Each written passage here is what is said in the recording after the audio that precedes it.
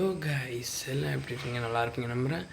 இன்றைக்கி நோன்பு நாள் டே 29, 29வது நாள் நோன்பு இன்றைக்கி. ஆமாங்க, 28 நாள் அப்படின்ற மாதிரி போயிடுச்சு. இன்றைக்கி 29வது நாள். நாளைக்கு ஒன் மோர் டே நோன்பு இருக்குது.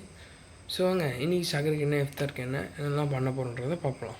ஹலோ கைஸ், பார்த்திங்கன்னா இன்றைக்கி நம்ம வீட்டில் சகருக்கு ஒயிட் ரைஸ், ஊறுகாய், இது வந்து எறா தொக்கு, ஆனியன் சிப்ஸ், எங்கள் அம்மா வச்ச வெந்தய ரசம், தயிர், ஆம்லெட். இன்றைக்கி நம்ம வீட்டில் சகருக்கு தான். பார்த்திங்கன்னா மார்னிங் ஏஞ்சி வந்துட்டோம். மார்னிங் சொல்கிறத ஆஃப்டர்நூன் சொல்லலாம். மணி 10 ஆகிடுச்சு. இப்போ தான் ஏஞ்சி வந்தோம். ஏன்னா நைட்டு வந்து 1 மணி இருக்கும்போது சரியான மழை. அது வந்து காலைல சொல்ல மறந்துட்டேன் சகருக்கு. இப்போ ஈவினிங் வந்து கொல்லையை பார்க்குறோம்.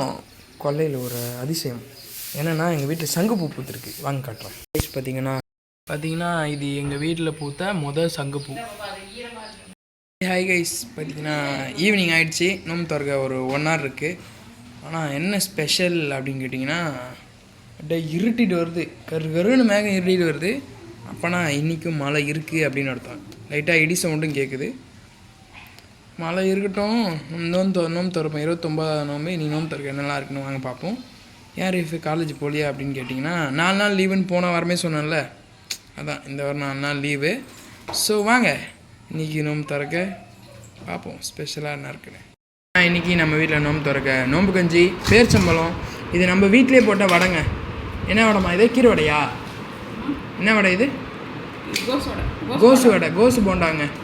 கோசு போண்டா, நன்னாரி சர்பத், நம்ம வீட்டில் செஞ்ச ரோஸ் மில்க். இன்றைக்கி நம்ம வீட்டில் நோம்பு திறக்காதான். இன்றைக்கி எத்தனை பேர் நோம்பு வச்சிங்கன்னு கமெண்ட்டில் சொல்லுங்கள். நாளைக்கு பார்ப்போம்.